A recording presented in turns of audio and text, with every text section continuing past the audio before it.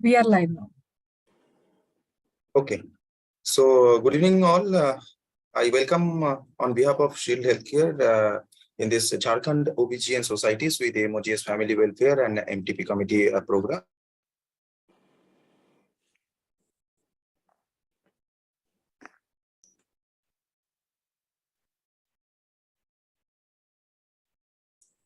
And our obviously the coordinator.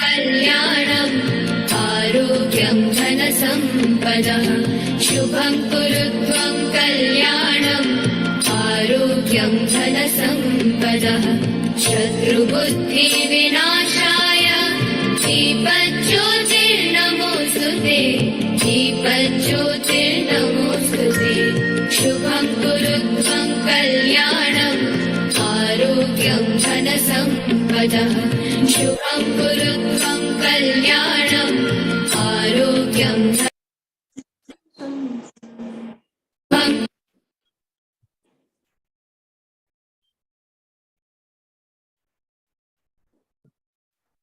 So now it's time to introduce today's MOC, Dr. Neha Priyadarshini Madam. Madam did her MD, Fellow in Reproductive Medicine. She is the Medical Director of Sadvik IVF, Dhanbad. She is the Founder Secretary, Jharkhand ISAR.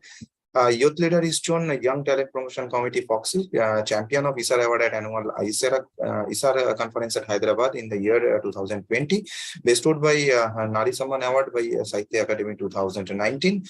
Best Doctor Award by Dainik Jagran in the year 2018. Credited with first IVF baby of Dhanbad, the coal capital of India in 2015. She is the All India topper of ICOG Fellowship of Reproductive Medicine in the year 2014. And CL Zaveri Award for Best Paper at AICOG 2011.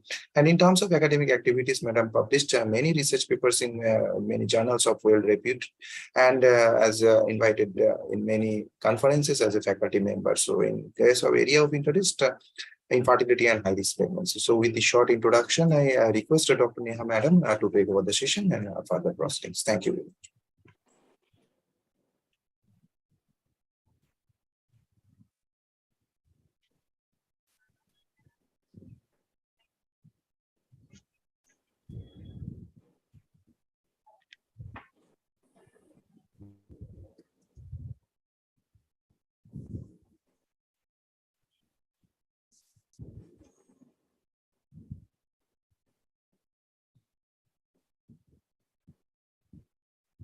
Dr. Neha ma'am.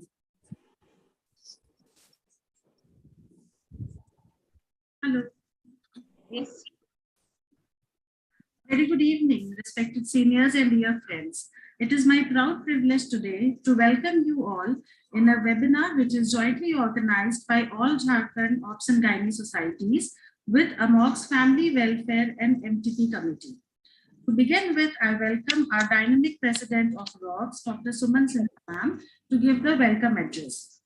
Ma'am, as I always say, is a perfect amalgamation of beauty with brains. She is presently a senior consultant of Obs and Gynae at AHIVF and Infertility Center, Ranchi, ex-chief of medical services and HOD Obs and Gynae at CCL Hospital, Ranchi. She was the organizing chairperson of East Zone Yuva Foxy 2022, and we have seen her exceptional organizational skills in that. We welcome you, ma'am, and invite you to give the inaugural address. Thank you, dear Neha, for the kind introduction. Good evening, everyone.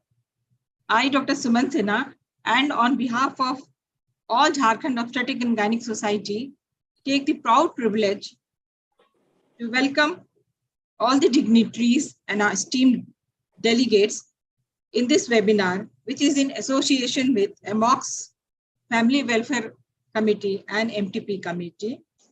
Our theme is of mixed bag, and at the very outset, I welcome our very honorable chief guest, Dr. Kavita Bapat Madam, who is the immediate past vice president of Foxy with a charismatic leadership quality. She has a huge fan following. We are indebted to you for gracing our occasion. Thank you so much. Next, I welcome our revered guest of honor, our own Dr. Alka Pandey Madam. She is extremely focused, dedicated, and a person of par excellence. I then welcome our convener and speaker, past chairperson, Medical Disorder Committee, FOXY. She has given her phenomenal services during her tenure as the chairperson, and I had the humble opportunity to work under her guidance. Welcome you, Dr. Komal Chavan.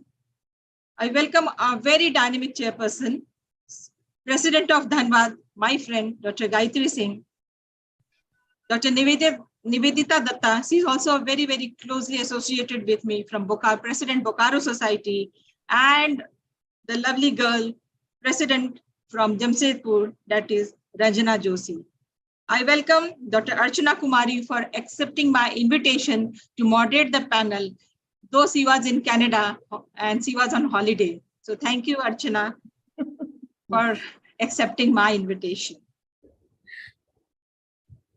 I welcome all the enthusiastic panelists, Dr. Nupur Chandan from Dhanbad, Dr. Ela Roy, also from Dhanbad, Dr. Apurva Datta, we all know him, he's also from Dhanbad, Dr. B.T. Banerjee, a very good friend of mine, and always there ready to help me, whatever I tell her. So Beauty, welcome to you.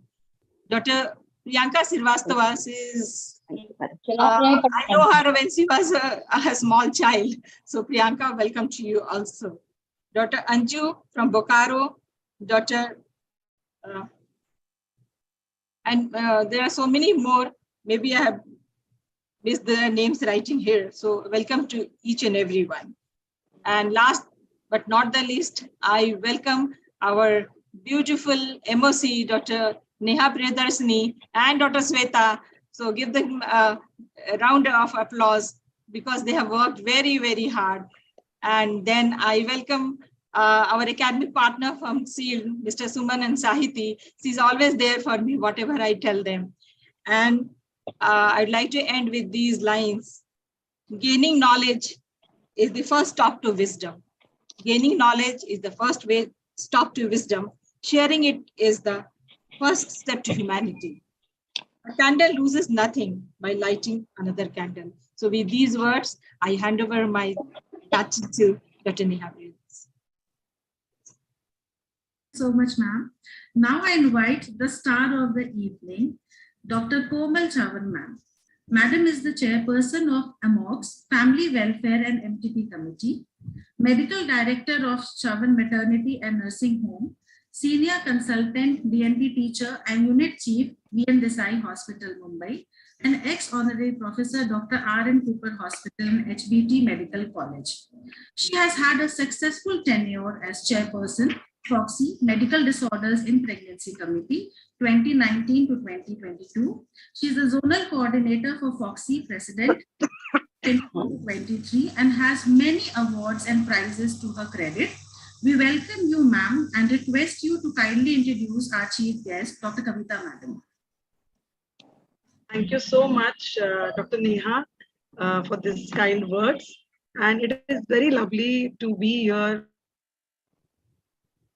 You know, Suman has made it possible, and I think everybody from Jharkhand is here.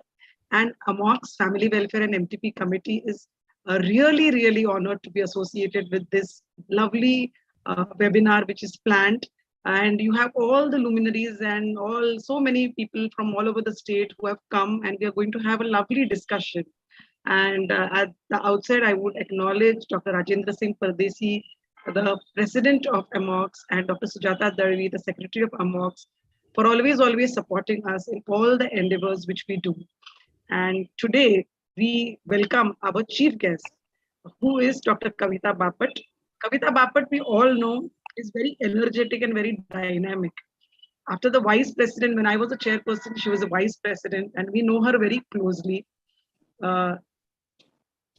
So a pioneer in vaginal surgery.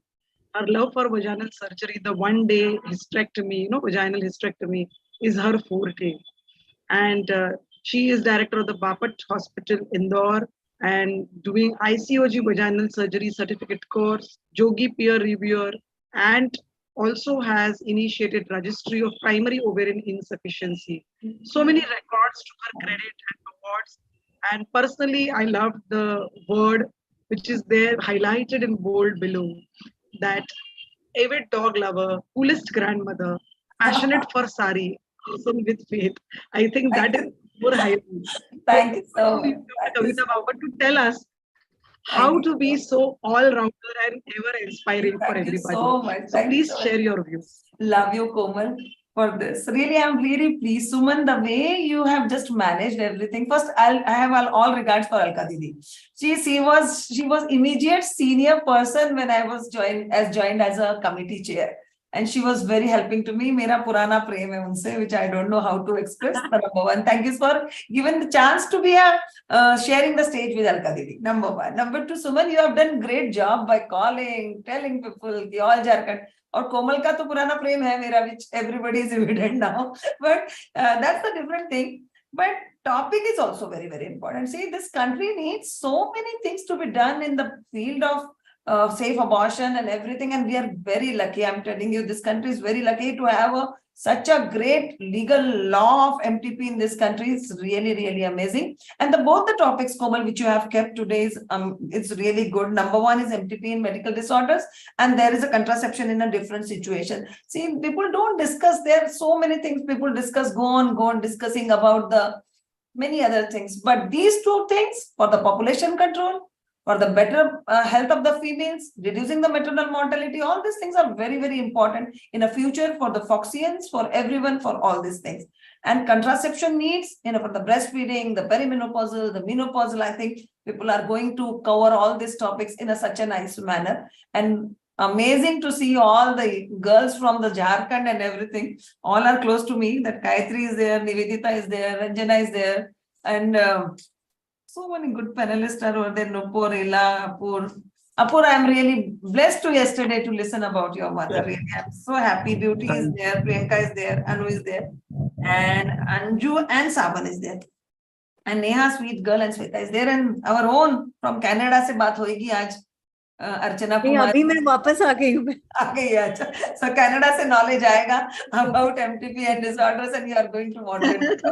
Amazing. This country needs many more things from all other countries, but we are the pioneers and we are the best. I am telling you, in FTP, in a contraceptive, except the population control and many more things, our country is the best. I always tell, and we are the number one. So thank you so much. I won't take much time. Love to see you all. And Komal, you are doing amazing job by amalgamating the Jharkhand with this, and then the Gujarat with us, and so many things you are doing. So your work during medical disorder also was amazing, and you also always got the prizes and everything. So thank you so much for inviting me today, and love you all. And Nupur, and मेरे को जो चित्र दिख रहा है वो नुपुर का दिख रहा है केवल अभी.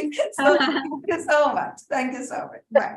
Thank you, Kavita Bapat, madam, and we see you all success. Best wishes from our side. Thank you so much, ma'am. I now invite Dr. Suman Sinha, ma'am, to invite our guest of honor, Dr. Alka Pandey, ma'am. Yeah. It's my pleasure to introduce our Alka Di. He was from my... Alka Di. कम बोलो सब लोग जान ही रहे हैं, कविता जान ही रही है, कोमल जान ही रही है. हमारे जूनियर मेंबर्स के लिए मैडम थोड़ा सा madam is from my college only, from Patna Medical College, and presently she is professor Department of Obs and Gynae, Narayan Medical College, Saharsa. She has been ex-associate professor at Department of Obs and Gynae, Patna Medical College, Patna. Presently, everybody knows her. She is our East Zone Vice President, and we are working under her guidance. We are so lucky to have you, Alka Di. She has been organizing chairperson as Foxy Vice President Conference. We all have attended just recently at Patna, and it was super duper show. She is also a governing council member, chairperson Practical Obstetric Committee. She was doing 2015 to 17. She is also national corresponding editor of Jogi. She has been president of Patna Obstetric and Gynec Society, joint secretary. She was joint secretary at the AICOG, 57th AICOG at Patna, and she was also organizing chairperson of Boxcon, which was held in 2014. And she is the recipient of Asian Healthcare Summit and Awards and also the best gynecologist of Bihar 2021. So welcome, Alkadi, once again, and we are eager to hear from you Archana. the pearls of wisdom. Yes, thank you so much for the kind introduction. Lekin what I feel is na every time you are going on introducing the same person, इतना बार मतलब आप ही लोग का समय बर्बाद होता है. Madam guest of honour और चीफ गेस्ट के लिए इतना तो बनता है हम लोग का हक मैडम, इतना तो देते हैं.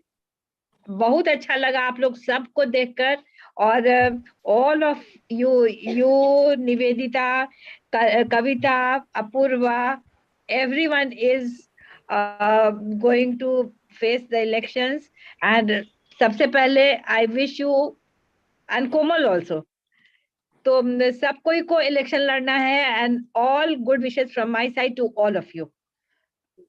अब ये you have selected a very good topic as Kavita has said already कि ये बहुत important है कि you must know कि heart disease की patient को हमको कौन सा contraceptive देना है या diabetic patient को हमको क्या करना है या hypertensive मरीज को हमको क्या करना है, हमको कैसे about this MTP, till when you have to do, how you have to do, what are the complications.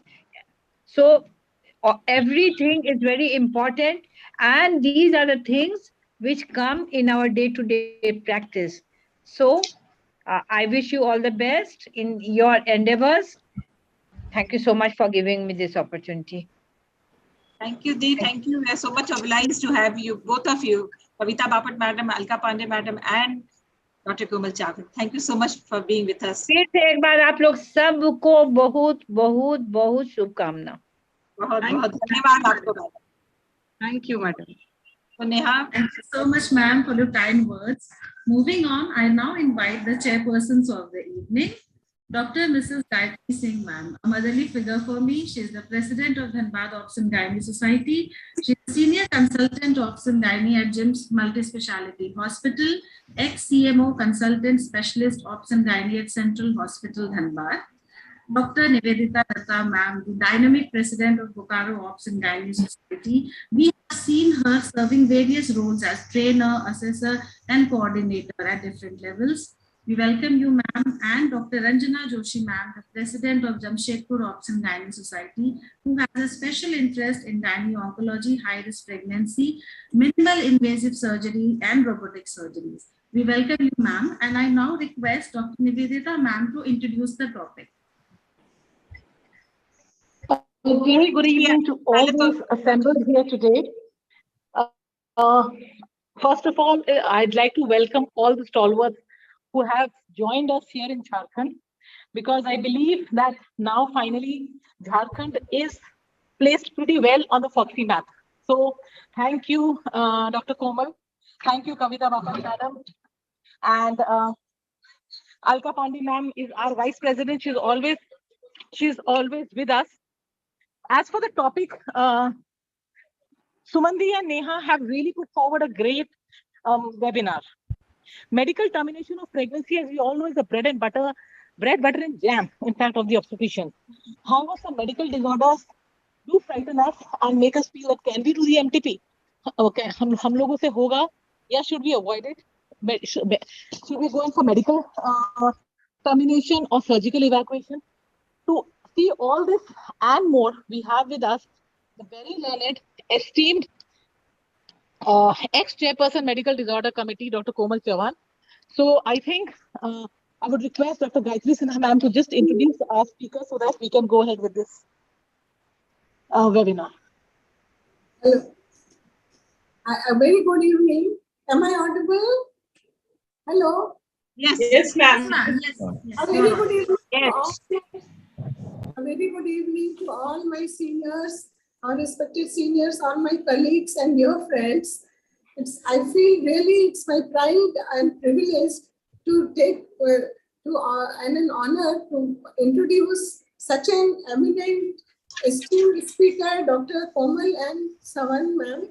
She is a medical director, Chawla Maternity and Nursing Home, a senior consultant, DNB teachers and unit chief, V.N. Desai Hospital, Mumbai, ex-honorary professor, Dr. Komal ma'am. Yes, She's yes. also, she I has think been. you have introduced me, madam. I think we will start. Yes. Okay. And you have so many, to have to your credit, so many journals as an author and in articles, you have given so many articles in our journals also. So now I welcome you, ma'am, in the webinar, and kindly I would like to take part in this, and I will invite you to take part in this webinar. Thank you. Thank you so much. Thank you all for the kind introduction and welcome, Dr. Nivedita, Dr. Gayatri Singh, and Dr. Ranjana Joshi. I think it is nice amalgamation of all the states of Jharkhand, and so honored to be present here and discussing today about a common topic, MTP. When we talk about MTP and medical disorders, what comes into our mind is a lot of dilemmas. We have a lot of dilemmas when we get patients with medical disorder, whether to do MTP or no. So it is always a complex and challenging situation. And that is what we are going to discuss and the purview of this topic. So are my slides visible? Yes. Yes, ma'am. Yeah. So I'll begin with a quote by Hillary Clinton. Human rights are women's right, and women's right are human's right. And we know that women have right, and women have right for MTP. And we are lucky, actually, what Dr. Kavita, I really agree what Dr. Kavita Bapat said, that in our state, because of the legalization and abortion laws, women in our country are lucky. We have access to safe abortion. But what is the scenario? We know that India's population is so high. It has almost surpassed the China's population. The amount of the population load we have and the changing things. There are so many patients who require medical help and MTP, and they definitely will not be able to access because of lack of healthcare facilities in their centers. So that, though we have a legal system, but we have a large burden of population. And when we talk about the population, we know that every state in India can be compared to almost a country, like a Kerala to Saudi Arabia and Karnataka to United Kingdom, and Uttar Pradesh to almost like Brazil plus Ecuador. So every state we feel that they are almost like a Jharkhand, like Iraq is to Jharkhand. So we know that every state is almost comparable, and this is how we are dealing. So we have to deal the system or the burden of the end. So many countries together in a single country of India. And when we talk about the maternal mortality, we see that it is very high, especially in India. And one of the reasons is unsafe abortion. We see patients of sepsis following abortion who come. And because of sepsis, because of not accessible abortion, because of doing illegal abortion, because of certain factors of the underlying pathology which they have, like a medical disorder which is not being diagnosed, we have all these complications. And FIGO, the Professor Yusuf, the president that time, he had said that it's all about human rights, sexual and reproductive rights. And one way is to fight is safe abortion. And that is very, very important. So how do we make this abortion safe? And especially when abortions in cases of medical disorders. So when we have a patient having a pregnant woman with a medical disorders, it can be viewed from two sides. There may be a medical disorder due to which there can be a grave injury to mother and we may require a termination. Or a patient wants MTP and then when she comes to your clinic and a medical disorder is diagnosed. So both these cases become definitely a different angle, and we need to approach them separately, view them separately, and counsel them separately. So mainly when we consider, we know that we have two types of abortions, the surgical abortion and the medical abortion. Medical abortion, as we know, is only for the early gestational age, but surgical abortions can go on. Now there is a legalization of abortion system. We have second trimester abortions also. They become they become an extended like a delivery abortion, but surgical abortion like dilatation and evacuation, which also are still there existing in the first trimester. It's not always the medical, but and proper MTP done under anesthesia, it may be required with certain patients who may have certain special needs, like a patient who may be having a anxiety or tachycardia. We will not be able to give them some drugs because they may have bleeding. So surgical would be better. A patient with a bleeding disorder, it's always better to do the suction evacuation on table at a single sitting rather than giving a medical abortion. You, all these the surgical abortion methods will be preferable as compared to the medical because you can monitor a surgical abortion. A medical abortion is usually sent patient is sent at home. So if patient doesn't follow up, we may land up in the problem. So we really need to outweigh the pros and cons before choosing surgical or a medical uh, method for abortion. Also, there are some patients who are really obese or some having some complex fibroids, making the surgery very difficult.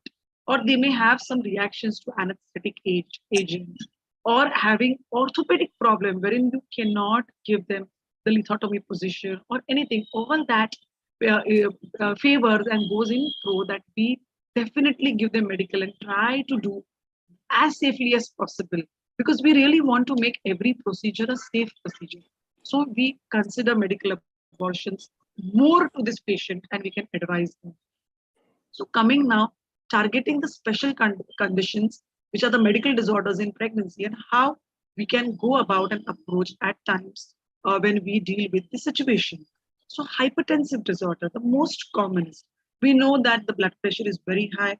At times, the patient may be having an early onset preeclampsia.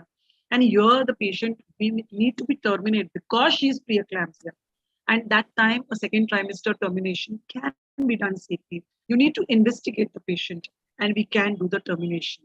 So all these patients who want MTP and they are diagnosed with hypertensive disorder, what we can do is, because they are having a hypertensive disorder, we need to counsel to them that yes, it is going to come and worsen with age. It is not that this pregnancy there is a hypertension and maybe it is not very severe. And later on also the hypertension is going to be there because there is the previous pregnancy that increases the risk of hypertension in the next pregnancy. So patients should be counseled that if they are interested in having children, the continuation would be better option for them. Also, with all that, if patient still chooses, to do an MTP, we need to ensure that their blood pressure is very, very controlled. And if it is a surgical method, the morning dose of antihypertensives needs to be taken. And the blood pressure monitoring post-op with adequate antihypertensives can be started. We can resume orals faster. So give them antihypertensives. And with proper counseling, with proper BP control, we can do the procedure safely. But if patient is really having a mild to moderate, you can do this on an OPD procedure. But if the blood pressure is really high, which is more than 160, then we need to keep them in a hospital setting, in a good setting. And we need to keep them under monitor and under check because we don't want the blood pressure to rise intra or even post-op. So continuous good monitoring, a hospital setting, not a daycare setting, would be preferable here. And drugs like ergot, alkaloids should be definitely avoided. We need to keep that mark in the chart so that all our staff, everybody knows, and those drugs are marked. And oxytocin and misoprostol can be used for this drug. Now, coming to the diabetes, per se, diabetes is not an indication for MTP. So when we come up diabetes, patient says, I have a diabetes or she has got pregnant. But a poorly controlled diabetes, we know, may lead to congenital malformations. And if there are malformations, these pregnancies may require termination later on. So these usually become a second trimester termination or late first trimester when an anomaly is diagnosed. Sometimes there is a dilemma with the HbA1c level being high. So when a woman with wants an MTP because of all the incidents, we need to tell and counsel the patient that, the diabetes also is, unlike hypertension, it is also going to worsen with age. So counseling is very important. And a pre-operative, if it is an operative procedure and we are doing an MTP, then a morning dose of the anti-diabetic needs to be withheld. We need to see if there is a need to start any injection, insulin or anything. Then with all the blood pressure, glucose monitoring needs to be done for the hypoglycemia. And because of the infection, a good antibiotic coverage, even pre-operative and post-operative, an antibiotic coverage is required. Also, these patients, with diabetes would require certain amount of insulin. They may have, hyperemesis and everything. So when we are giving them, when they come for a medical abortion also, they may vomit the pill out and everything. And then the availability of drug also will be less. So we really need to see that how we administer the oral medications, because the absorption depends and the effectivity will be only based on how the drugs are well absorbed. And coming to the surgical, instead of deep sedation, a local anesthesia is something which can be preferable. This case should be done first in the morning, because we really don't want a diabetic patient waiting, fasting, and then complicating a medical thing. So if you have a case, finish that first in the morning and monitor. And contraception, which is very, very important. And I think contraception will be discussed in depth in a panel discussion, that how we can give contraception on all the special situations. Then coming to the cardiac disorders. The cardiac disorders, there are so many cardiac disorders. But when we talk about cardiac disorders, we remember the NYHA class. And as the NYHA class 4, the higher level, the coarctation of aorta, which is the absolute indication for an MTP, because as a pregnancy advances, it can lead to aortic dissection. Valvular heart disease, usually depending upon the stenosis or the severity, it is not a direct indication for MTP. MTP can prove to be also stressful as equal to the childbirth. So here we have to really weigh the pros and cons and tell patient that what should be done and what should be the management, depending upon the complete cardiological workup by a good cardiologist. And sometimes the woman will come just for MTP, and you see that she's having a heart disease. And we really now want to know how to go about. So when we're doing a surgical abortion, we need to see that a complete cardiorespiratory assessment needs to be done.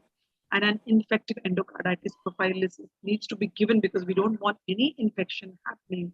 And oxytocin, we need to give it very, very cautiously, because it will cause fluid retention, pulmonary edema, and ergometrin, prostaglandins may lead to sudden hypertension.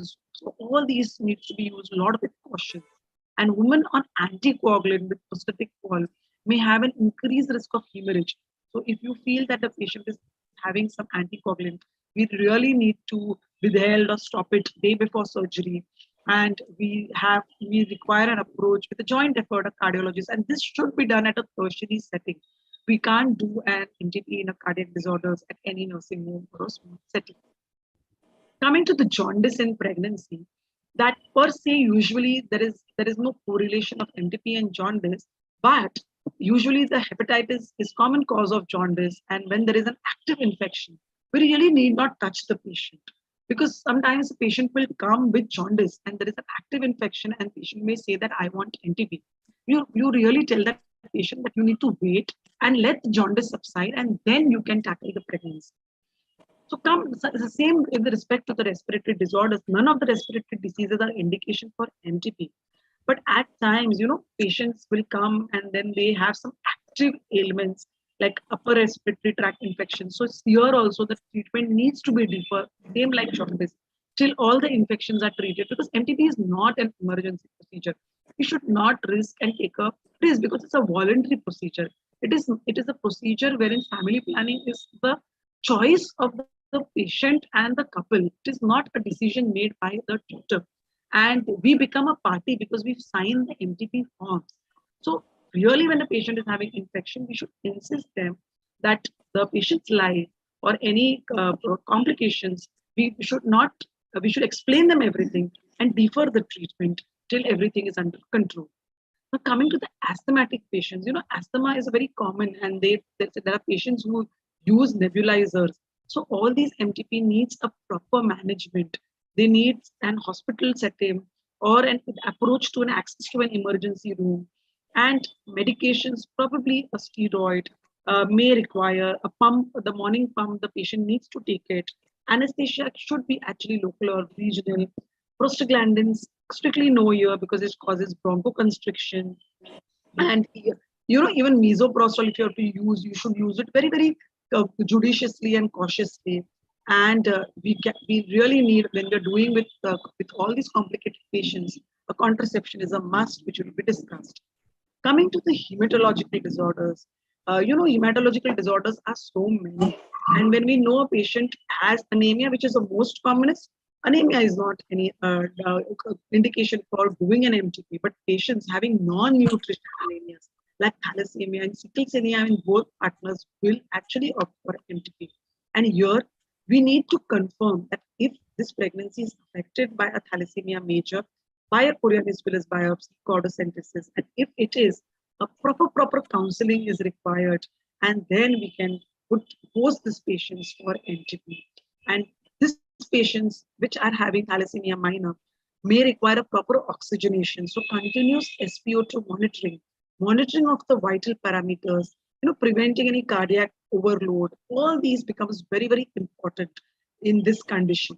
And a second trimester MTP we are doing now with mifepristone and misoprostol, but ethacridine lactate, which was used, gives a good option. It is not absorbed and it is safe in all the pregnancy, and the excessive blood loss also needs to be prevented because these patients will bleed and we need to prevent bleeding. And we need to see that they are not anemic. We need to build up their HB before taking them for any of these MTP procedures. Talking about obesity, obesity is a modern pandemic. Everywhere we are seeing so many patients who are obese. It's because of the lifestyle, whatever, and more patients with obesity will come to our clinics. And when we see them, we really feel like, how are we going to give them a position, or how are we going to do with MTP? It becomes a technical difficulty for giving them the operative positions, or even ventilatory difficulties, because your anesthetist counterpart also will feel, whether the jaw is the vocal cords we can access, how we can see the anesthetist. So consultation with the anesthetist may be helpful, because you may be given a short sedation, but we never know any time when the need arises, we may require to ventilate that patient. So an anesthesia consultation is very important, because they have a webbed and short neck, and then the intubation becomes very, very difficult. And these patients also need contraception post abortion. And these obese patients, usually, if you can give medical abortion, they become a little safer, which we discussed. Coming to epilepsy patients may actually do well. There is no contraindication in giving them the medical line of treatment. But dose of mifepristone may sometimes be required to increase, because we take an anti-epileptic medications because of the augment of the hepatic P40 system that metabolize mifepristone. So we really need to check that the optimum dose of mifepristone has gone on. And if the patient is in OT and a surgical procedure is done, a patient positioning is very important, because these patients may throw a fit, and then there can be aspiration. So we really need to be very, very cautious about the seizure prevention, need to monitor these patients and take into consideration what drugs they are taken, whether they have taken the drug properly, and they are taking the drugs even post-operative as per their schedule. Thyroid disorder, we have so many. Thyroid is a routine screening we are doing, and we find that a lot of patients, if there is an uncontrolled hyperthyroidism, or patients with antithyroid drugs, they can have a thyroid storm. So we are worried about it, and these patients require a pre-op anesthesia consultation. You require to have their levels under control, because we cannot do somebody or risk the patient's life just for MTP if you're doing a procedure. So these all should be part of the counseling we do with these thyroid patients. And once we counsel them, even they will also know a continuation of this pregnancy is not that, patients can continue with thyroid. It is not going to be deleterious to their pregnancy. The pregnancy will be uneventful, and we get time to control thyroid levels. But if the thyroid levels are controlled, then only you should opt for an MTP. Then coming to the bleeding disorders, that is von Willebrand's disease. We know we are worried about hemorrhage, because on-table bleeding is really very bad, and nobody wants a patient to have severe bleeding. And when we know that these patients are having any bleeding disorders, and it is well known, a team of hematologists, hematologists with an obstetrician, even an anesthetist, all need to be there, and we need to monitor this patient. And NSAIDs, like the painkillers, usually because they predispose to hemorrhage, and oxytocin also needs to be avoided. You can give ergometrin here, And these patients we are mainly feared about bleeding, and we need to keep a proper blood arranged, the blood products at times of any emergency. Then coming to the anticoagulants, we know that the patients who are having prosthetic valves or who are having thrombosis or obese patient, or sometimes they are on some heparin therapy, and then they come for any surgical or abortion. So if there is a medical, abortion is usually not recommended here, because patient, if you give a medicine, they are going to bleed. So what you require to do here is to be very careful, stop the anticoagulant, and we need to work up this patient properly. And if patient is on low dose or aspirin therapy, it does not increase the severity of bleeding. Actually, we need to stop it before surgery. And we can take it later. But if there is a warfarin or any other drug, we are worried about systemic bleeding. So at least minimum 5 days, we need to discontinue it. And then we can take this patient who are on this anticoagulant therapy for MTP. Then at the end, we've discussed all the medical disorders. So I like to conclude by saying that any pregnant woman can have medical disorders not previously diagnosed and incidentally found, and patient can come for MTP. What is the wisdom? Wisdom lies in correctly understanding this disease, its problem, the treatment, and the medications to be avoided. It's very simple that we need to know that what medications to avoid, when to go about, doing the MTP, because sometimes patients are very apprehensive. They really don't want the child. They cannot make a decision for themselves. They just come for MTP because now they have decided. So the wisdom lies in for us to tell them, see, the health of the patient, the mother, is more important. And MTP can be done at a later stage.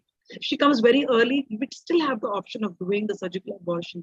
If we still have if she's having a complex medical disorder, we can still counsel them that yes, this thing with your medical condition will increase when the age advances. So it's always better, if you're interested in childbearing, to continue. So that wisdom the obstetrician or the gynecologist is going to give. And most important is, when we're doing an MTP, an effective post-abortion care should be really very required. And we really need to give them an effective contraception. The counseling, doing MTP is not the solution. Providing contraception to this patient is very, very important, and choosing them and counseling them to use it along with the procedure. Like if you're doing an MTP, you can do a sterilization, or you can do an IUCD, or you can encourage them for taking pills or everything, and if there are complex disorders, even, counseling even the partners for vasectomy is also very, very good in certain patients who have really heart disease or something. So adequate contraception counseling is very, very required. And when the severity, we need a good hospital setup and a multidisciplinary action to manage all these cases, so that we can make every MTP with complicating medical disorder really a safe for experience for our patients, as well as for us gynecologists, so that we don't come into any problem. So I will end with a quote by J.K. Rowling. It is our choices that show that we truly are far more than our abilities. And with that note, I thank you all for your patient hearing, and seek your valuable blessings and support for the post of Vice President Foxy from the West Zone. Thank you. Thank you so much. Thank you. Thank you. Thank you very much, Dr. Suman and Dr. Nivedita, for giving me this opportunity to be a part of this webinar. This is such a practical topic because MTP has to be done in these patients irrespective of their medical problems. Dr. Komal, you have beautifully covered the topic, going through the gamut of hypertension, diabetes, cardiac diseases, everything you have covered, even the hematological disorders. And I agree with you perfectly that upper respiratory tract is a very common phenomenon the patient comes with. And this patient is always in a hurry, I mean, they're insisting that please do this immediately and I have to go today itself. So this is something which we all have to be very patient. And I correctly agree with you that this has to be treated unless the patient is in an emergency. About obesity, you have really given that the anesthesia consultation is very, very important, because we have also seen the patient developing pneumonia and atelectasis even after an MTP, surgical MTP. I just have to ask you two questions. One is, what do we do? Just a suggestion on patient having thalassemia minor or trait, and the patient having ITP. Yes.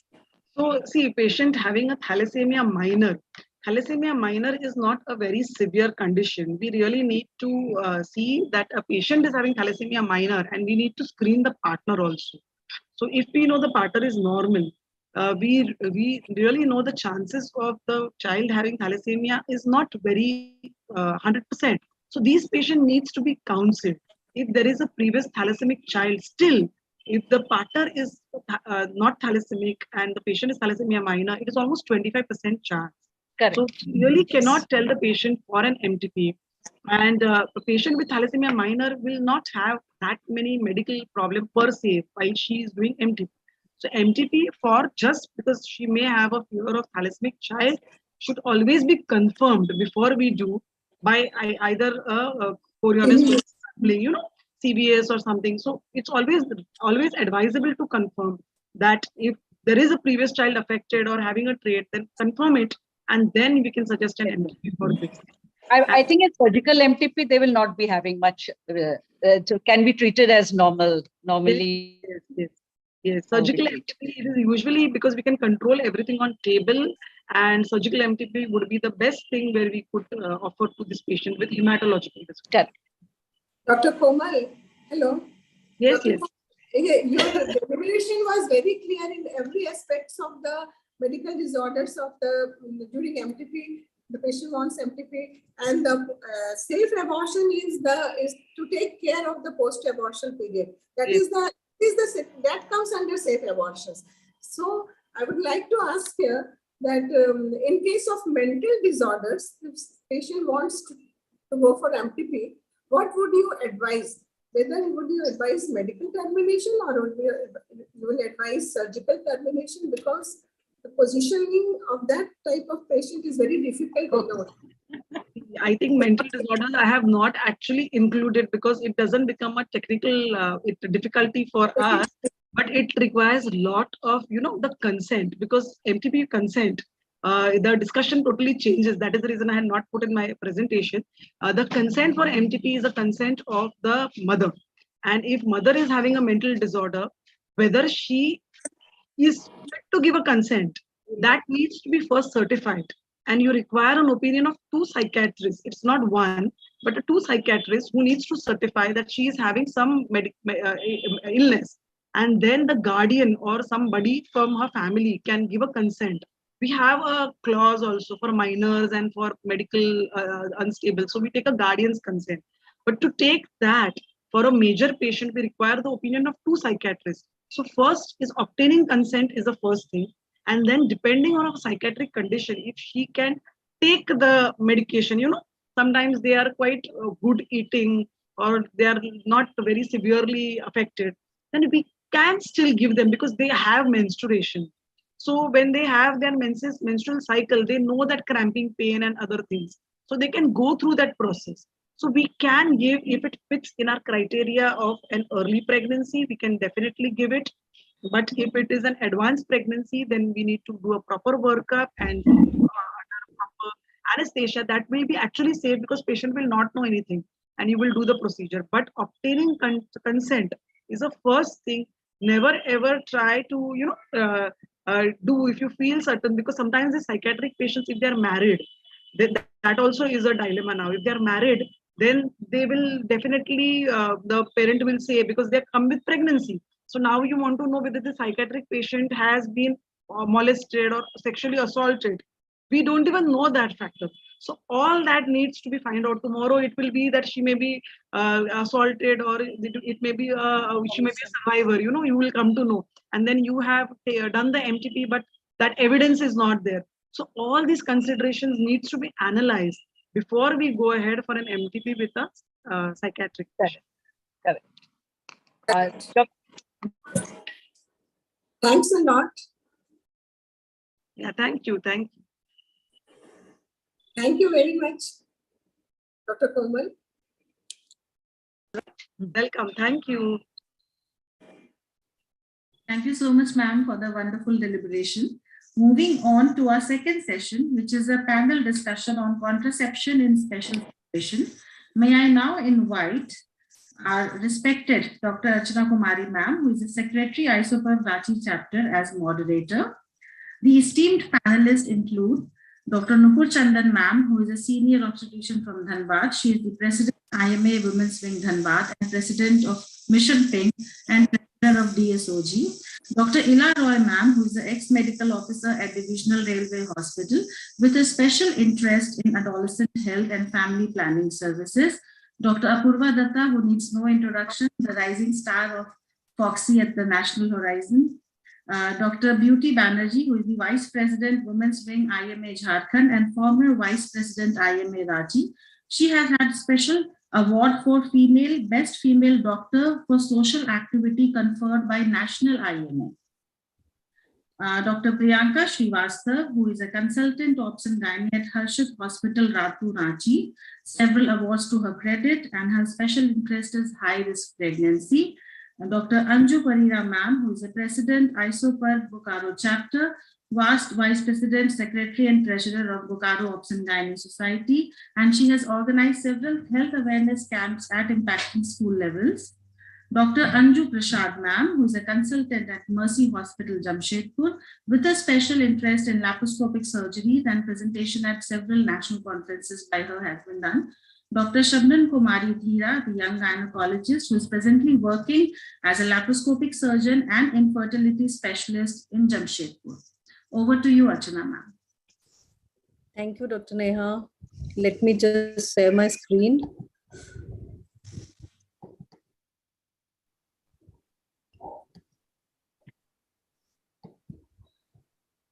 I think it is visible. Yes. Yes, Yes, it ma'am. is. Visible. Yes, ma'am. Okay.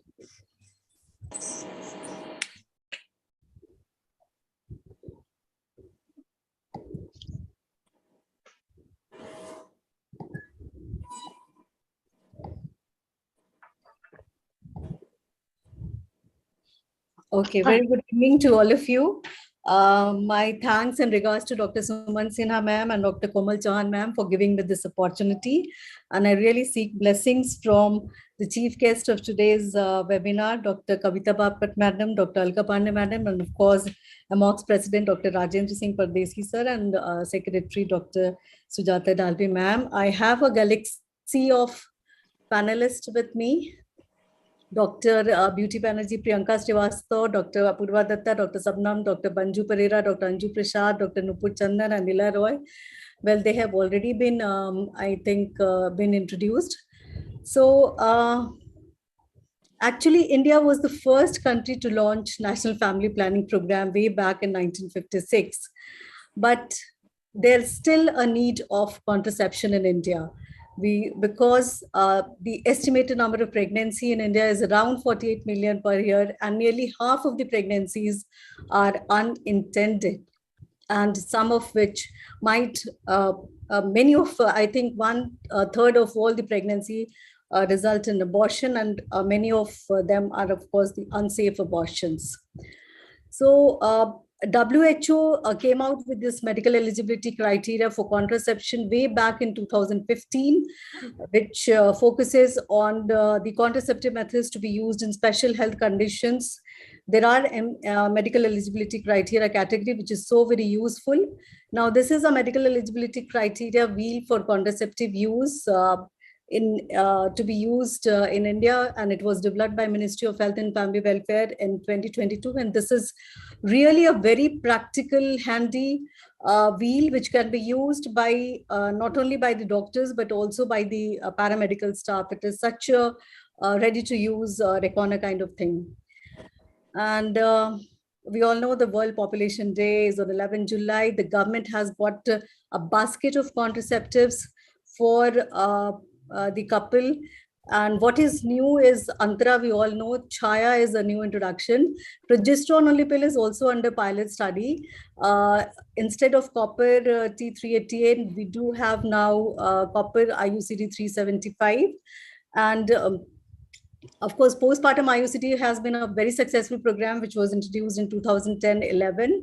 Home delivery of contraceptive is also being used, and pregnancy testing kits are also now a part of ARSA kits to ensure early management of the pregnancy. Sterilization package has also been improved. I mean to say the government is doing so much to increase the contraceptive acceptability and availability to the general populations. So with this background, let us start the panel. So regarding the medical eligibility criteria, I just want to know from the panel, how important is it for the contraception prescription? Dr. Priyanka Srivastava and Dr. Ila, would you like to take this question? One of you can speak about the temporary method and one of you can tell about the permanent methods. Thank you so much, ma'am, for giving me this opportunity. Medical eligibility criteria is really very important because we have seen that women with a medical disorder have the greatest obstacle in finding the right contraception. It is because of the increase of the deterioration of the medical conditions which a contraception can lead to. So a proper choice of contraception is needed. And so based on these circumstances, the WHO published the medical eligibility criteria, considering into 2 points. First, that a contraception should not aggravate the medical disease. And second, the medical disease should not decrease the efficacy of the contraception. So based on this, there are 4 criteria, categories, category 1, 2, 3, and 4. Category 1 is where there is no restriction in the use of the contraception, and clinically this method should be used and can be used. Category 2 is where the advantages outweigh the risks, the proven risk or theoretical risk. Clinically, it can be used. Category 3 is where the risks outweigh the advantages. So usually not used unless other methods are not available. And category 4 is complete restriction, as it can cause unacceptable health hazard. So these are the 4 categories according to which the various contraceptives have been displayed. So absolutely wonderful. You have explained it very nicely. So just to summarize, we would say if a particular method belongs to medical eligibility criteria 1 and 2, use the method, that is the green signal. And if it belongs to category 3 and 4, do not use the method. That is a simple take-home message from this slide. Then Dr. Ila Roy, would you like to elaborate on the categories for the permanent methods, that is the female sterilization and vasectomy? Yes, ma'am, thank you. My respects to all the elders and the senior doctors. First of all, we have to categorize them, as you said. There are 4 categories, 1, 2, 3, and 4. Then after the temporary, if the patient comes to us for a permanent sterilization, then we have to first categorize depending on what kind of, if she's facing any health hazard or health disorders, we have to first classify them, whether it is acceptable or it is, we have to be cautious, or we can delay the process of sterilization, female or the male, under special needs if we have to sterilize the person. Except first, there is no medical reason to deny the method to a person with this condition or in the circumstances. We can, if she has come with a good health and her hemoglobin is also high, we can, and she needs a permanent sterilization, we can do the mini lap and operation ligation operation, and we can proceed. We don't have to, we have to accept the person as she has come. And the second is cautious. The method is normally provided in a routine setting, but with extra preparation and precaution. If she's a diabetic person, but she has completed her family, we have to first see that her sugar has been controlled. If she's under insulin or under anything, first we have to check. Then we can proceed if she has all the parameters right. Then there is the delay. The third one is the delay, which use of the method should be delayed until the condition is evaluated and or corrected. Alternative temporary methods of contraception should be provided. As long as we cannot do it, we cannot do the immediate permanent contraception, we cannot give the contraception. We should tell her, counsel her that for 2 or 3 months or more, she can use the other methods, the temporary methods like condom or the Centroman or whatever it is, whatever we have in our setup, in the hospital setup, and then we'll counsel. Then we'll say that we will surely do the sterilization, but we have to wait for some time. Okay, And in thank the you, Dr. special Igla. case, Yeah, thank you, Dr. Igla, for elaborating it such a wonderful. Even you gave the example of diabetes when we have to be cautious. So just to summarize, A and C, we generally use this method, but D and S, we have to delay it. And meanwhile, we can use the temporary method of contraception. So moving to our case scenarios. Here's a case where a 33-year-old lady who has come for contraception. She has an 8-month-old girl. She had conceived the baby through in vitro fertilization. And during her pregnancy, she had gestational diabetes, which was managed with diet alone. Postpartum, her blood sugar has come to normal, but she has borderline increase in low density cholesterol, for which she is not receiving any treatment. So what are the contraceptive options for her? I think if Dr. Bitu Banerjee and Dr. Nupur Chandan could take this question. Surely. Thank you, Dr. Archana, for giving me this opportunity. This is a 33-year-old lady with GDP, and she conceived in the in vitro fertilization. So first we will see why she was not being able to conceive. Were there any tubal block or something like that? In that case, you won't be needing any. Dr. Beauty Banerjee, she has already delivered. She now has 8-month-old child. Yeah. Okay. So now our prime concern is to provide her during her. Only the gestational diabetes does not have, we can prescribe anything like oral contraceptive pills, monthly injectables, and combined patches, progesterone only pills, DMPA implants, or any IUCDs. Everything comes under the MEC1. So we can give her anything. And regarding her dyslipidemia, a slightly increase in LDL, for that also, we can give her, all those comes under category 2, the combined oral contraceptive pills, monthly injectables, combined patches, POPs, progesterone injectables, implants, or the LNGs, also the IUCDs, both the copper bearing IUCDs and LNGs. And the sterilization is also possible. That will not be a problem. So the whole basket is open to her, whatever she wants to do.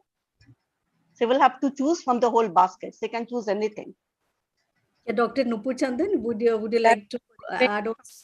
Yes, as patient come to me, I will advise, first I will discuss with her all type of contraceptive. I will discuss her merit and demerits of all the contraceptive, as she can take any one because she is fit for any of these contraceptive. Then I will discuss her, but not insist her on any contraceptive. Then I will give my opinion that because you want to take for more time, so this property IUCD is best for you. Okay, Yeah, I thank Dr. Beauty Banerjee for describing in detail about the various options according to the medical eligibility criteria. And you have also brought about a very important point. For any contraceptive, we have to do counseling. We have to offer all the methods which are suitable for her and let her make an informed choice. And then we have to do the method specific counseling. But He has in case of diabetes, yeah, if there is a history of gestational diabetes, almost all the methods, the basket of contraceptive can be used. They belong to category 1. And for dyslipidemia, it is category 2, most of them, except copper IUCD, which is category 1. So with this, we move on to the next case. So here is a case, another case. She is a 30-year-old woman who has a history of migraine with aura. So how do we look for aura? Actually, we have to ask the women about whether she sees some bright spots in vision before her bad headaches. So, and now she is having a migraine with aura and she is interested in starting contraception. So what are the contraceptive options for migraine with aura? And if she does not have any aura? So I think who is going to take this? Dr. Anju Pereira and Dr. Anju Prasad, would you like to take this case? Yeah. Good evening, everybody, and thank you for giving me this opportunity. As the patient is 30-year-old and she has history of migraine. So first of all, we take the detailed history. What is the frequency of migraine headache and whether it is associated with aura or not. As the first question, and she is interested in starting contraception. So if she had migraine with aura, then we have one choice for, I will first counsel her regarding all the choices that which fall in category 1 for her and which is absolutely contraindicated fall in category 4. So for her, the first choice will be the copper bearing IUCD and combined oral contraceptive pill or combined injectable contraceptives are absolutely contraindicated, because this will there is a risk for ischemic stroke and and it will more worsen her migraine headache, and that's why that should not be given. And other progesterone containing like LNG, IUCD, implant, injectable progestin containing injections and progesterone only pills, these are fall in category 2. But if the aura is precipitating, then this should be stopped and should not be advised. And centromin pill falls in category 3. That's why it is also not advised. So overall, for her, the choice will be the copper containing IUCD. So thank you, Dr. Anju, for summarizing this very well. But one thing I would like to add, if the condition, if migraine with aura develops while the patient was already on POP or injectable long-acting contraceptive or implant, and refer to the non-hormonal contraceptive. Yes, non-hormonal method, maybe IUCD or barrier. ममता आटा निकाली लेना तंटा जे करे छे. Dr. Anju Prasad, would you like to talk about migraine without aura? Is there any change in the choice of contraceptive? Thank you so much for the opportunity, ma'am. A migraine without aura is a less serious form of migraine, and it can be divided into women less than 35 years and women above 35 years, because women above 35 years have some age-related risk factors also. Migraine without aura and the patient is less than 35 years, she can go for preferably for copper IUCD. And next she can go for progesterone containing methods. But if she is more than 35 years, then because of the estrogen component, the combined hormonal contraceptives come under category 3 for her, because migraine, in case of estrogen preparations, the migraine patient has a little risk of ischemic stroke. That increases in patients with more than 35 years and those with aura. these patients have a risk of ischemic stroke with estrogen. Yes, so estrogen containing contraceptive, normally they belong to 2, but if the age is more than 35, that is an additional risk factor, then the combined OC pills is not to be used. And Yes, for ma'am. simple non-migraine chronic headache, most of the contraceptive methods can be used because they will be category 1 or 2. Yes, ma'am. So moving on to the next case.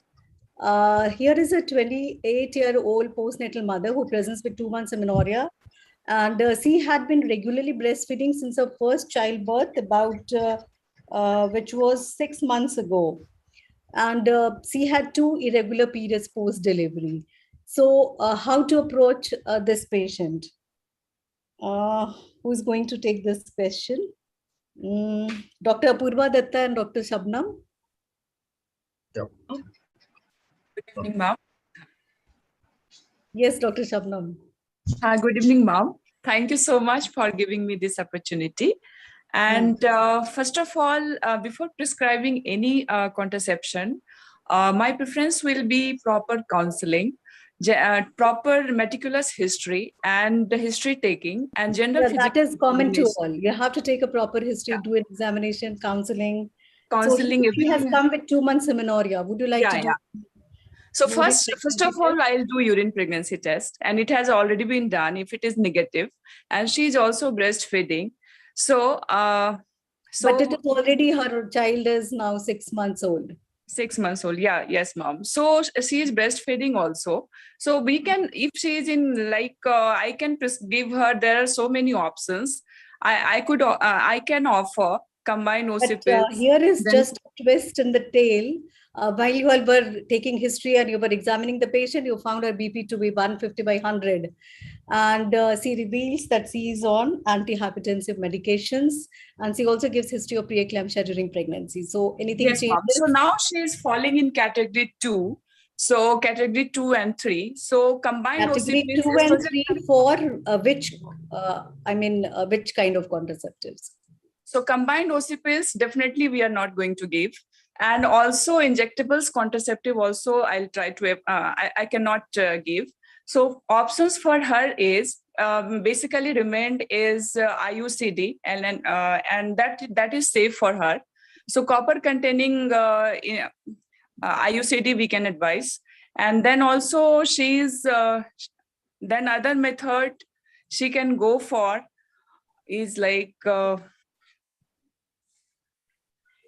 Yeah, her blood pressure is like 150 by it is 100 also on not medication. controlled, ma'am. So she's definitely, I'm not going to give her this all progesterone only pills also, then injectable contraception also. So best option for her will be IUCD. Yeah, Dr. Ma'am, yeah, Proper. ma'am. In this particular case, the lady has concern of 2 things. First is the contraception. Second is the irregular periods. 2 things. Second, the blood pressure is provided to us that it is not controlled, but we don't know about the cardiac status of the patient. So definitely the IUCD is the safest. अगर हम लोग दिमाग में रखें कि she is a diabetic, she is a hypertensive, and cardiac status is not known. But since she is also a case of irregular periods, so in that case, yes, we have like category 2, we have like progesterone only pills. If she is very much, concerned about her periods, ki bhai, I want the periods regularly. Third thing, which actually I think all of us and most of us forget, is the senchromatin. So it is really a wonderful drug, and it is an Indian product. So we Indians should be proud of this product because it's an Indian, and it's almost free of, divided of almost every side effects, and we can give it blindly almost in every cases. So these 2 things I just wanted to add. So basically, combined COC pills, category 3 or 4, not to be used. But very rightly said, senchroman pill can be used, because many a time patient is having irregular period. That may be because he's just in a post-delivery state. See, that might be And breastfeeding. So, She is breastfeeding. Yeah, that's why many times it's happened. Yeah. So if she opts for she wants a long-acting reversible contraception. Of course, copper IUCD will be better. Her blood pressure is 150/100, that is controlled on medication. So DIMPA would be a category 2, but again, Irregular hypertension, periods. we usually, if it is more than 160/100, it becomes a category 3 drug. So we would have to choose between centroman, progesterone only pill, and IUCDs. Ma'am, I will not advise for the DIMPA, because DIMPA. Yeah, DIMPA I have, is. I have seen in 100% of female, it causes the irregular periods. So she already has the irregular periods. So in this particular case, I think the copper IUCD and secondly So, centrometrin is I think that can be managed by counseling. In long-term period, it might produce amenorrhea as well. Yeah. So with that, we move on to the next case. Here is a case scenario 4. Here is a 25-year-old Nalipera who desires a long-term contraception. Unmute us. Hello. She had history of DVT while taking COCs. She is forgetful about taking pills every day.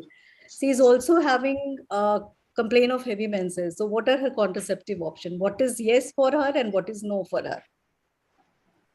Ma'am.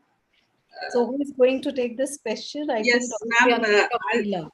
Yeah. Yes, ma'am. I'll tell about this, because we get some patients we got some patients in the OPD who had the same features, like painful legs, very painful. Her lower limbs were very painful. She had a history of DVT, and we gave her the choice of the Centroman tablet and the IUCD, the copper IUCD, and she chose this.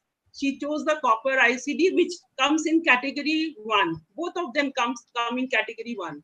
So we gave her this, and now I'm studying this and I'm getting a clear view of this. So we were correct enough to give her these two only.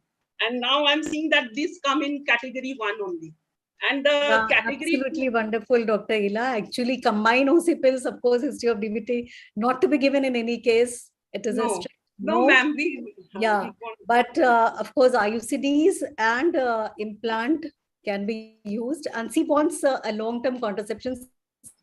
She doesn't want to take pill every day. So maybe that if you are giving her Centroman, it is not every day. It's available, ma'am. Actually, it's available in our hospital. So if she accepts it, it is okay. She is concerned. She is convinced for it. You can give Centroman, or otherwise you can give her injectable progesterone, implants, of course, and then IUCDs.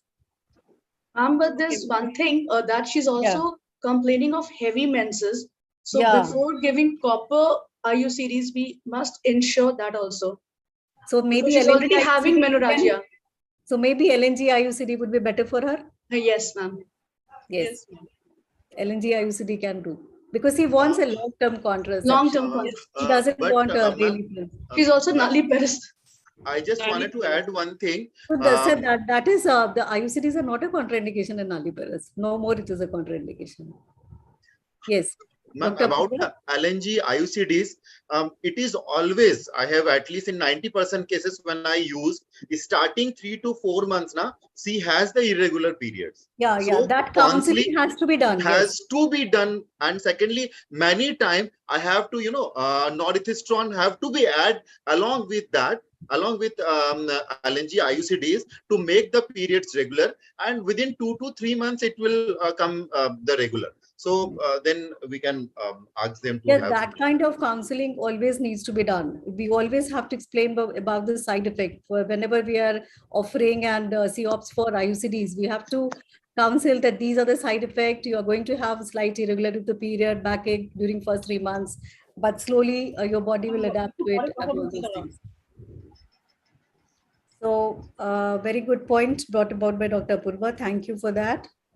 And this is actually the MEC wheel provided by Ministry of Government, Government of India, which is very handy, and you can see acute DVT, there is hardly any place of contraception other than IUCD.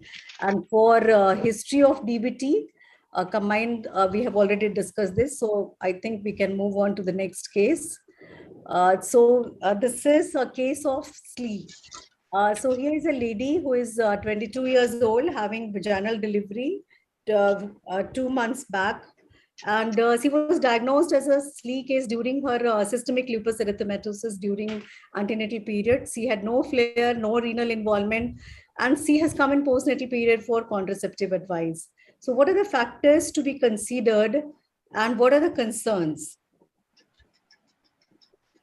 I think this question or this case go to Dr. Nupur and Dr. Beauty.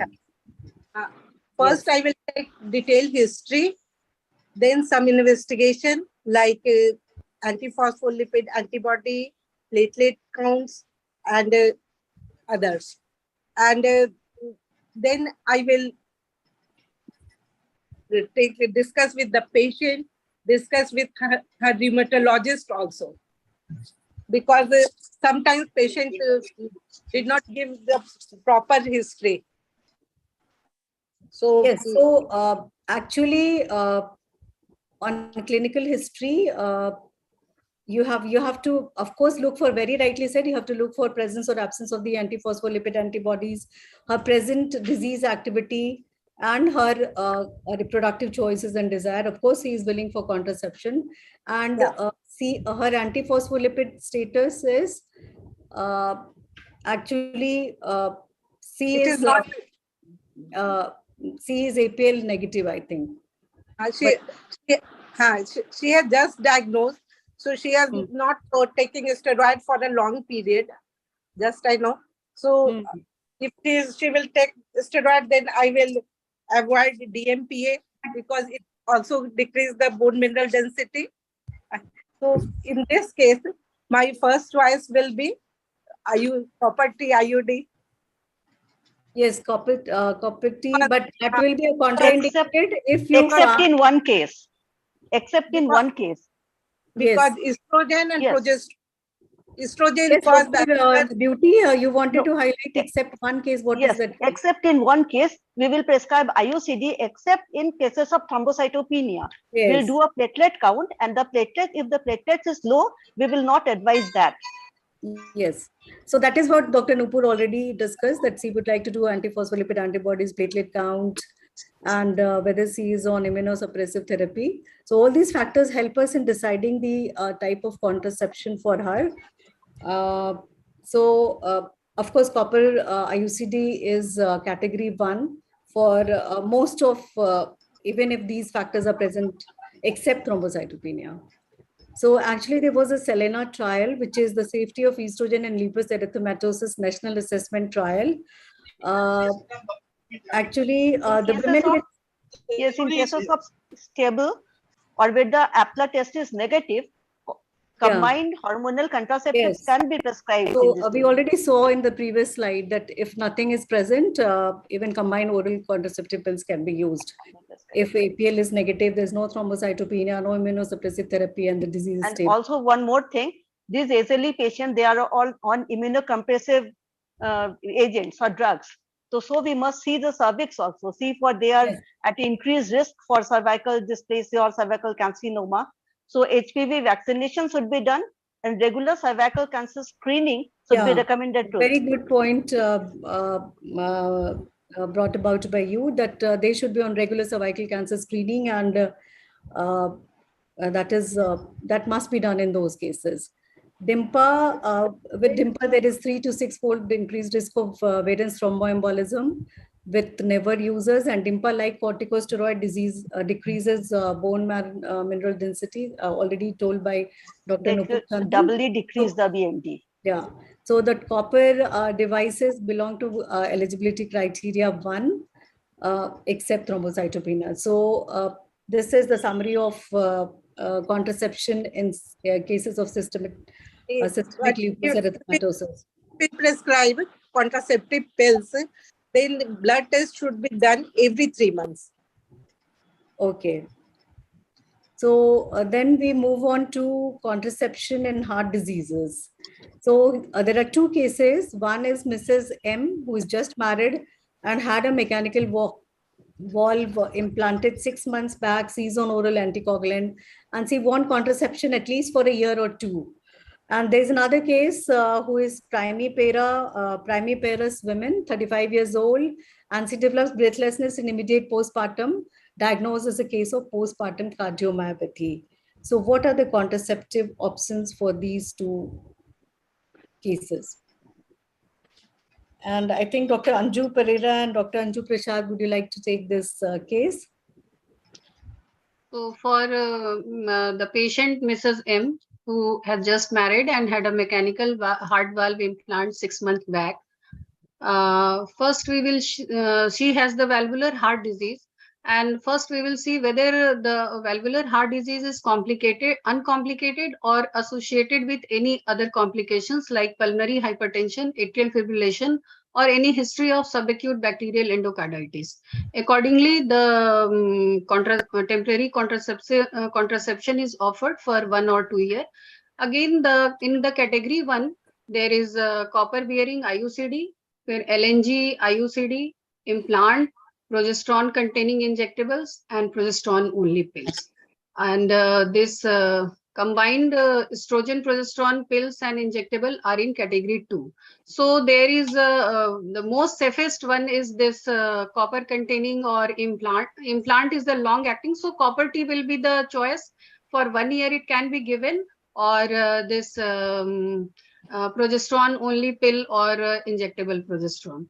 And if she has complication like what about centchromin pill, which is available nowadays in government supplied Chaya? It can be given. Yes, it can be given. Yes, it can be given. It is in category 1. It can be given. And if if there is any associated complication, then copper T will comes in the category 2. Then first choice will be given to progesterone containing pills or injectable implants, since it is a long acting. So and what about Dr. Anju Prasad? Would you like to tell about the case of cardiomyopathy, peripartum cardiomyopathy? Yeah. In case of peripartum cardiomyopathy, we first have to divide it into whether it is in NYHA class 1, 2, 3, or 4. One is the patient has no restriction of any activity, daily activities or strenuous activity also, and mild restriction comes in class 2. Class 3 is patient is unable to perform the ordinary daily activities, and class 4 is dyspnea at rest. So class 1 and 2 cases, the progesterone preparations like Depo-Provera, progesterone only pills and implant, they are good. And secondly, we can go for LNG intrauterine system and copper containing IUDs. And in case of severe cases of cardiomyopathy, basically all long-acting reversible contraception belong to category 2, but combined hormonal contraception is category 3 or 4, not to be used. The only question is they not to be used. Progesterone only pill can be used. Can be used, yes, ma'am. The estrogen containing preparations are predisposed to thrombosis, cause fluid retention, of course, and arrhythmias also. So yes, these can. So that is why they are belong to category 3 and 4, not to be used. Yes, ma'am. Yes. And these patients, yes, ma'am. Yes, please go ahead. And ma'am, if they are the cardiac patients are on anticoagulants, the levels, blood levels can also be hampered because of these hormonal contraception. Yes. Yes, ma'am. So monitoring of the INR is important in those people. Yes. So here's another case. A newly engaged couple has come to the clinic with a positive pregnancy test report. She has missed her period by 10 days only, and they do not want to keep the child because, of course, the pregnancy test has come positive. And they have come to you and requested for abortion. So here I would just like to know from my panelist, what will be your strategy? There are a few rapid fire or one-liners which you have to tell me what will be your approach. So will you ask why you were not using contraception when they come to you? No, ma'am, we should not ask. Yes, panelists, all the panelists, yes, no, maybe. What is your opinion? No, ma'am, I'll not ask. Okay, so we don't have to be judgmental in most of the cases. I think that should be the panelist matlab, uniform consensus, I think. Would you like to persuade them to change their decision? No, ma'am. Okay, anyone? Other panelists, please. I will have to, Yes, I ma'am. will ask them to Yes, think yes, about ma'am. it once. I'll do counseling, ma'am. Yes. Okay. Would you like to highlight side effects of abortion? Yes, Yeah, that I definitely. can do. Definitely. That I'll do. Yes, Some counseling you have to do. Yeah. You will discuss the abortion options, surgical and medical. Absolutely. Yes, ma'am. Yes. So all the panelists, definitely yes. This is definitely yes. Would you like to counsel and send them home and rethink and come back? No. No. Better not. Better not. Yes, yes. Would you refer to her, your colleague, because you don't do abortions? No. That is That is absolutely. That is absolutely up to your decision. This is just your, because many of the places abortion they are not doing.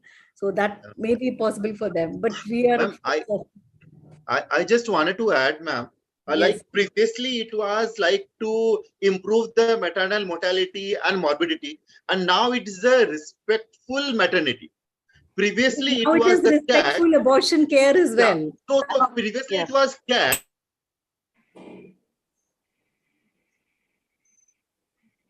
Yes, I think कुछ network issues है. Yeah, there is very much issue regarding Yeah. this. Yeah, and then of course, would you like to counsel for post-abortion contraception? Yes, ma'am. Definitely I'll do that. Yes. Always So, do that. whether you will ask why you were not using contraception, maybe you will ask, persuade them to change their decision. Not really. This is all my opinion. Highlight the side effect of abortion. Some counseling is to be needed. Discuss abortion options. Yes, definitely. Counsel them and send them home. Definitely not. Better not. Refer to colleague. I will not do that. And yes, it is very important for her to counsel about the post-abortion contraception.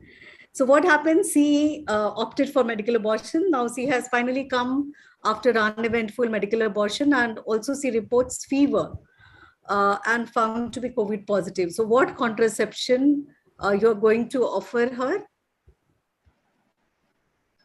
So, yes, ma'am, who is going to answer that? Yes. Shabnam, please go ahead. Yes, ma'am. So definitely combined OC pills will be best for her, ma'am, because it will have better cycle control, and she will also have less bleeding. So I'll offer combined OC pills. So actually, you have to offer her all the basket of choices which belong to category 1 and 2 and let her choose.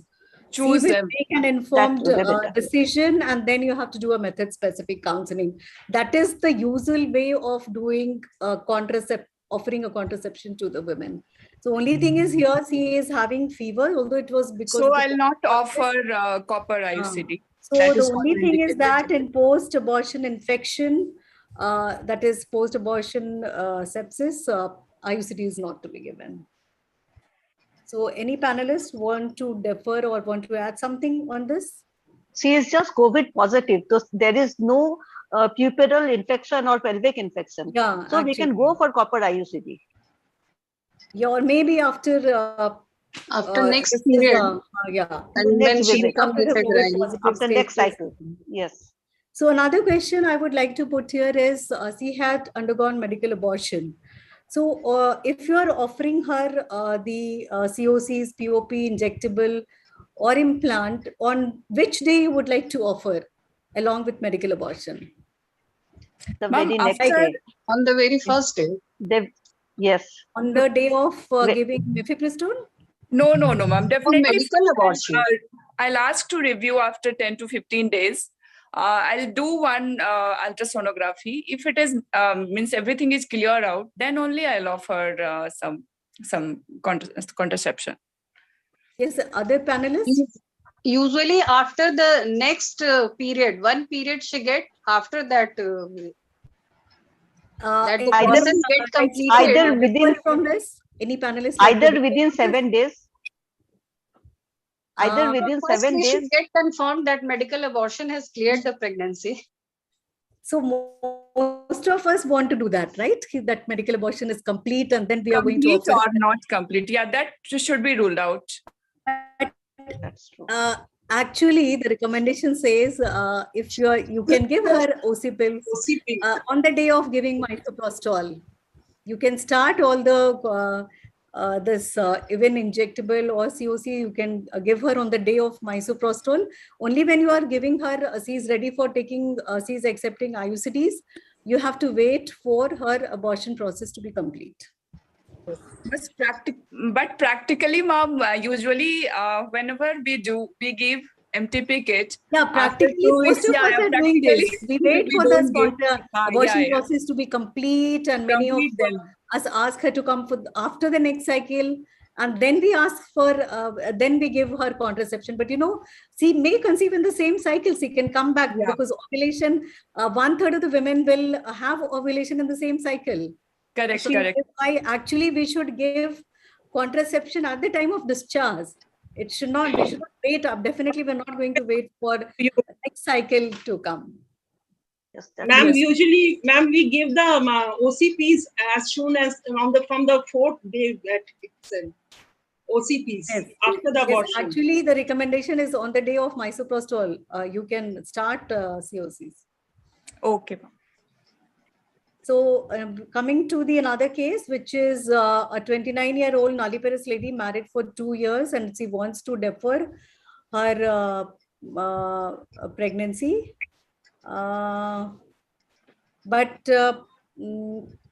Just before you finish her talking, her husband walks in and tells you that he had been HIV positive on ARV therapy for 2 years. So you ask for the patient HIV status, it comes to be positive, she is asymptomatic. So now, what kind of contraception you are going to offer to the couple? Ma'am, first of all, ma'am, actually, she's having, yes, because Priyanka. she's having very mild symptoms or no symptoms. She's all asymptomatic, actually. So all the options are available to her, be it combined pills, progesterone pills, or implants, and even copper-containing devices or levonorgestrel-containing devices. But the scenario changes when the patient is on retroviral therapy, antiretroviral therapy, because these drugs, they inhibit or induce cytochrome P450 enzyme system, and so there may be a decrease in the bioavailability of the contraceptive pills. So in those cases, especially with the protease inhibitors and non-nucleoside reverse transcriptase inhibitors, it becomes to category 2, the hormonal pills. And especially in actually with protease inhibitor, it is category 3, the ritonavir boosted lopinavir. With ritonavir boosted lopinavir, because these are the protease inhibitors. Yes, because ritonavir inhibits cytochrome P450. Okay, but one very important thing, you have to offer them a dual contraception. Right. Dual contraception. Either he opts for POCs or IUCDs. Guided contraceptive is to be added. So dual contraception for HIV couple and also for adolescent contraception. That is what is the standard protocol. Yes.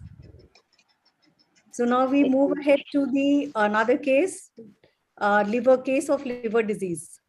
So Mrs. Y, 32 years old, suffering from hepatitis C infection.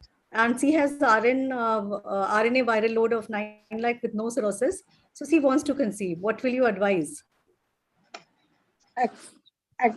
Actually, she is a case of hepatitis C. She wants to conceive. And yes. But these antiviral are very teratogenic. So we had to give some contraception during therapy. Yes. So what kind of contraception you are going to give her? So actually they say COC and centrocomal, they will affect the liver enzyme. So we cannot give them to this lady of hepatitis C. So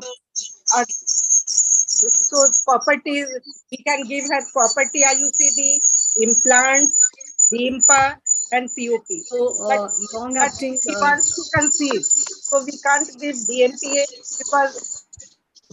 because fertility will return late. We can't give POP because it will also cause irregular cycles. So I think copper-T is best because when her treatment will over, we can remove the copper-T. Yeah, even DIMPA you can give because the return to the fertility is only delayed. It is not permanent. Yeah, it will be delayed only. Fertility, but we can give DIMPA. But she wants to conceive. So as her one thing is very important that other than COCs, the estrogen containing pill, here the centrochromin is also a category 4 drug. Yeah, centrochromin also includes the liver enzyme. Yes, so that is why. It takes a long time for the DIMPA to, for the time of amenorrhea to, it may be 3 months, it may be 10 months. It's unpredictable. Is delayed, maybe delayed by up to 6 months. It may be delayed and it is unpredictable thing. Unpredictable. So accordingly, she wants to conceive. Yes. So we would like to give her only the immediate reversible kind of IUCD. Yes. Reversible. So all the panel agrees for IUCD in this case. Okay. Now we move on to the last case. I think this is a 23-year-old married woman who has history of epilepsy and she's on anticonvulsant. So what kind of contraception you are going to offer?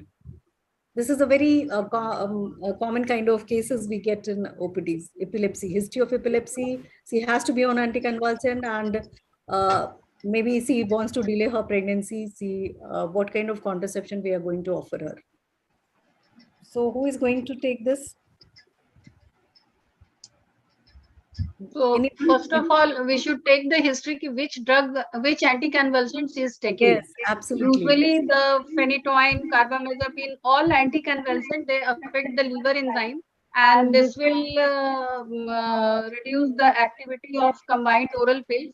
That's why it is kept in category 3, and of choice is the category 1 copper containing IUCD, LNG IUCD, injectable contraceptive containing only progesterone, and centrochromin pill.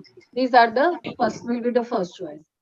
And implant is in category 2, and if the patient is in lamotrigine, then progesterone only pill and implant will be the category 1. So again, we have to take history, which drug is taking, and counsel regarding that. Is So not absolutely, here the type of anticonvulsant used is very important. Most of the anti-epileptic drugs are hepatic enzyme inducers, which reduces the efficacy of the COCs. contraceptive pill. Yeah, Dr. Ila, you can just unmute if there is some problem. Otherwise, lamotrigine is actually, if the patient is on lamotrigine, then POP and implant can be used. Actually, lamotrigine is not an enzyme inducer, so that is why. Yeah, POP actually, because of they are being used in very small doses. So even if there is a small,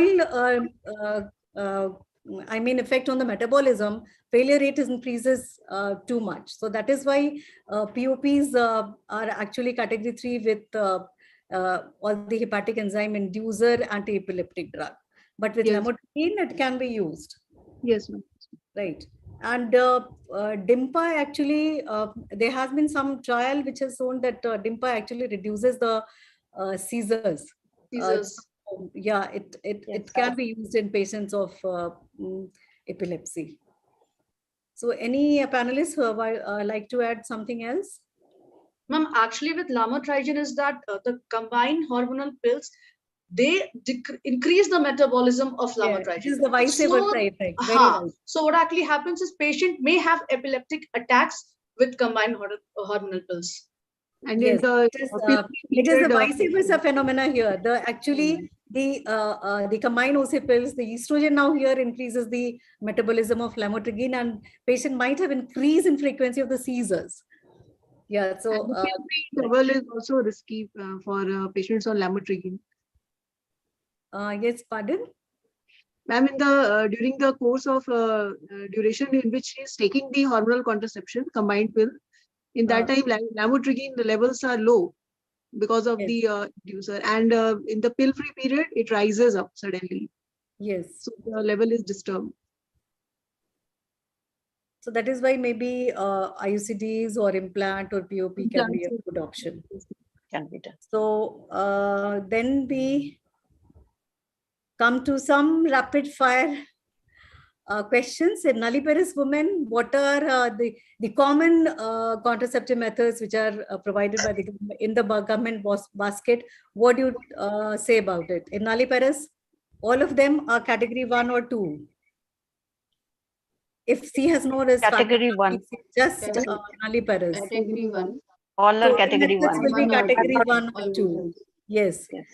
So if C is breastfeeding between breastfeeding and C is between 48 hours to 6 weeks, and C has other requirement of contraceptives. POP. Yes, POP absolutely. on postpartum IUCD can be given. So No, not POP IUCD cannot be given. Yeah, IUCD within Cannot 6 be weeks given. not to be given. So it is either centroman, implant, or POPs.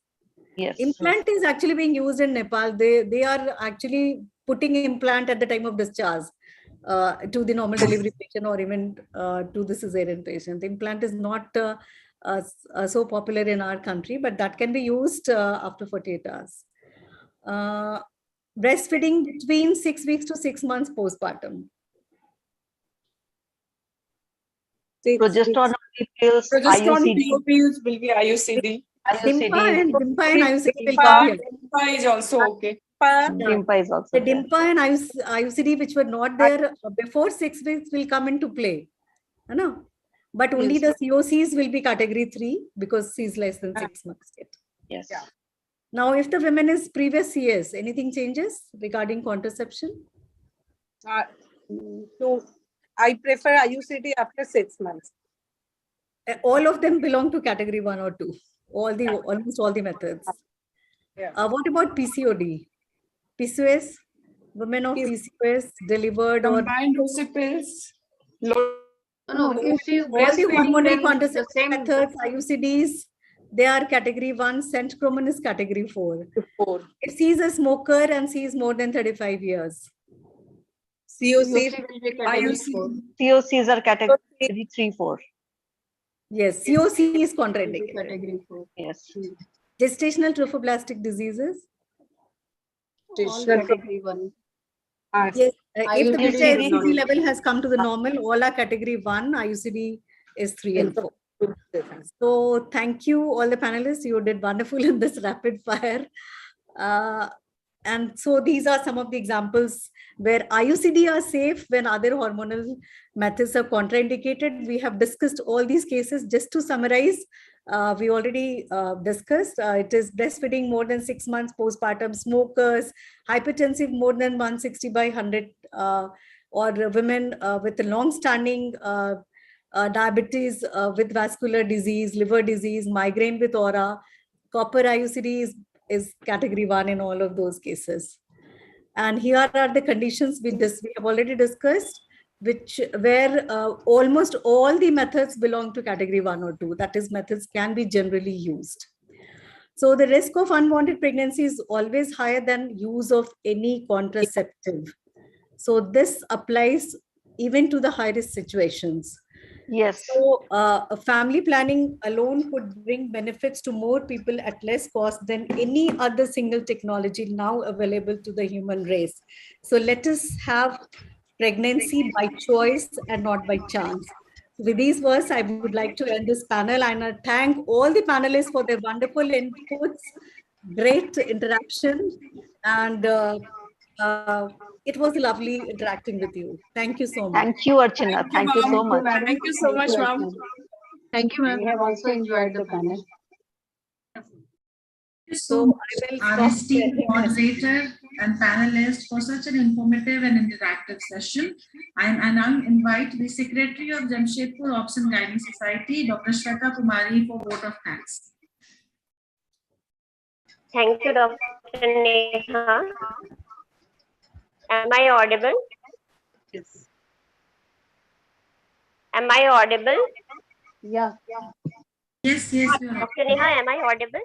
Yes, you are audible, but Good I evening, think you everyone. have logged in from 2 devices, so you have to Yeah, there's some No, no, echo. one device. You have logged in from 2. That's why it's showing.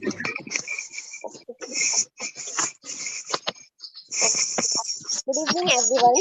It was very informative webinar. I thank Dr. Kavita Bhapat ma'am, past Vice President Foxy, to participate here as chief guest. I thank Dr. Alka Pandey ma'am, East Zone Foxy Vice President, to be present here as guest of honor. And I thank speaker Dr. Komal Chavan ma'am, Chairperson AMOX Family Welfare Committee, for enlightening us on the topic of MTP in medical disorders. I thank chairpersons Dr.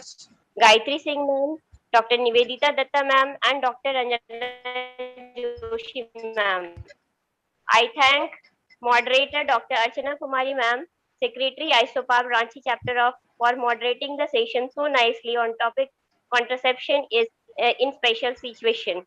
Ma'am, you were our teacher also, and Yeah, so whenever many of I the hear panelists you, are I my learn something students. new. Thank you so much. I thank panelists Dr. Nupur Chandan ma'am, Dr. Ila Roy ma'am, Dr. Apurva Kumar Datta, Dr. Beauty Banerjee ma'am, and Dr. Priyanka Srivastav, Dr. Anju Parira ma'am, Dr. Anju Prasad ma'am, and Dr. Shabnam. Thanks to the convener, Dr. Komal Chavan ma'am, and also Suman Sinha ma'am, and thanks to the MOC, Dr. Neha Priyadarshini, and the organizing members of Shield Connect. And of course, as I say, no webinar is complete without the participation of knowledgeable audience. So thanks to all. It was really very informative webinar based on the practical topic. Thank you. Dr. Neha. Thank you so much. Thank you so much. Thank you, everybody, for your kind listening. Yeah, no, we want to input from Dr. Komal Chavan. Yes, thank you so much. And lovely program, I think, and the panel was very good. We spoke on almost every disorder, such a practical points from everybody. You know, we have really a dilemma when we have all these disorders, whether to implants. We discussed even about the centromin. I think everything was discussed, and I just wanted to add.